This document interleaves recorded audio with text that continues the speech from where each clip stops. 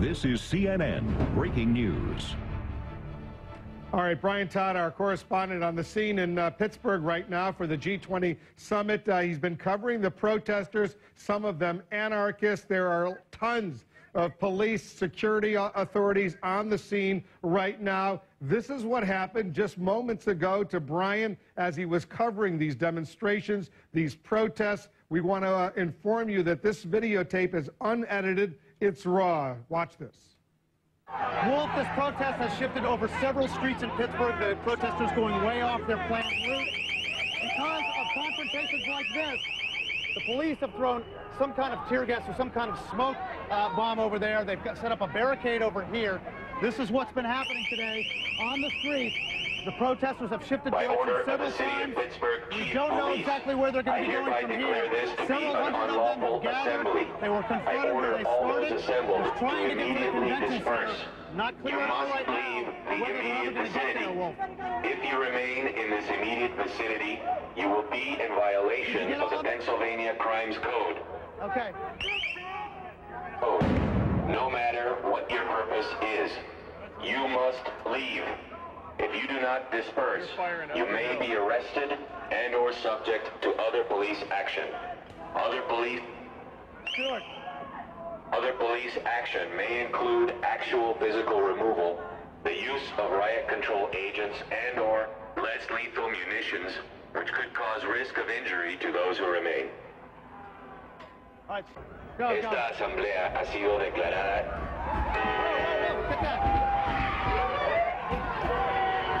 by order of the City of Pittsburgh Chief Police. I hereby declare this to be an unlawful assembly. I order all those assembled to immediately disperse. You must leave the immediate vicinity.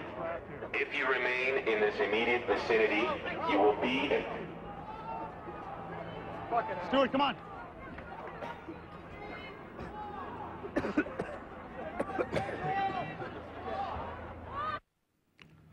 All right, these are live pictures now. That was videotape of Brian Todd, our correspondent in Pittsburgh covering the G20 summit. He and others were tear gassed. Brian is joining us on the phone right now. Brian, what are we seeing right now in these live pictures?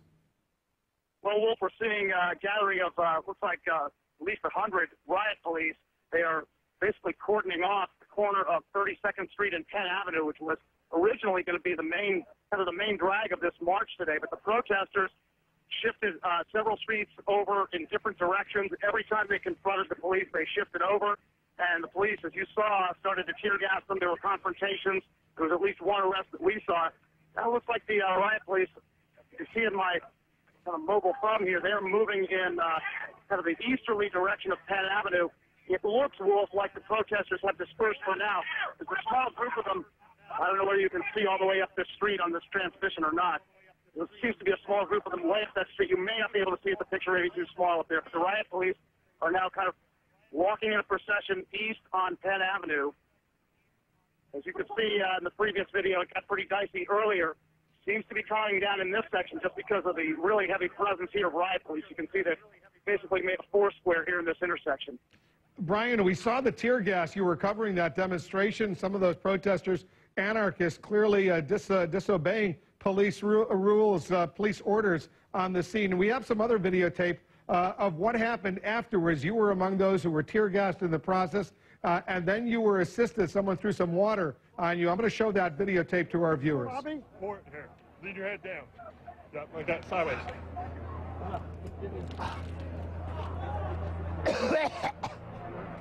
All right, Brian, tell us what it was like, that tear gas. Well, you know, at first, Wolf, it didn't seem like much. I mean, you saw the smoke, and it kind of crept towards you very slowly. Then they kind of unloaded a few more tear gas canisters, and it just came up on us. It just kind of enveloped all three of us. My photojournalist, Stuart Clark, our technician, Mark Halawani, and I just kind of got enveloped in it. Then as the protesters faded back, we faded back with them, and it got very hard to breathe. And it just kind of crept into your lungs and got also into your throat. It was just hard to breathe and hard to see at that point. And our technician Mark was kind enough to pour some water over my face, and it was a great relief. And luckily, he and Stuart got some too. How you doing right now, Brian? I'm doing fine. It's completely out of our system. We're still working this, and looking forward to maybe meeting up with the protesters a few blocks away if they're still around. And I just want to make it clear, you are credentialed. I'm a representative of the news media, and you have authority and your permission to be where you are. Well, it is an open street in Pittsburgh, and the police are kind of herding us away from them whenever they feel like we're getting a little too close. We are credentialed to at least be on the streets here, but it's a very fluid situation, and the cops aren't really paying a whole lot of attention to who's media and who isn't. So are those warnings that we heard on the bullhorn still coming in from the police? We have not heard those in a few minutes, Wolf. They are very, very loud. As you could probably see on that videotape, it's almost impossible to talk over them.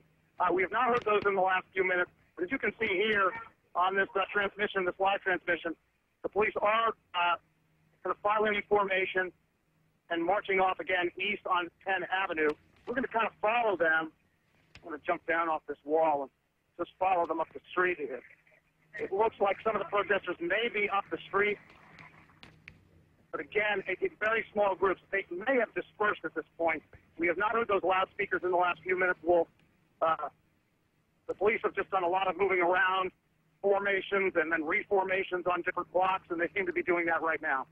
All right, Brian, we're going to stay in touch with you. I know you're covering these protests, and they're intense as these leaders gather in Pittsburgh, the G20 summit, the President of the United States and other leaders. We'll get back to you shortly. Stand by. Be careful over there.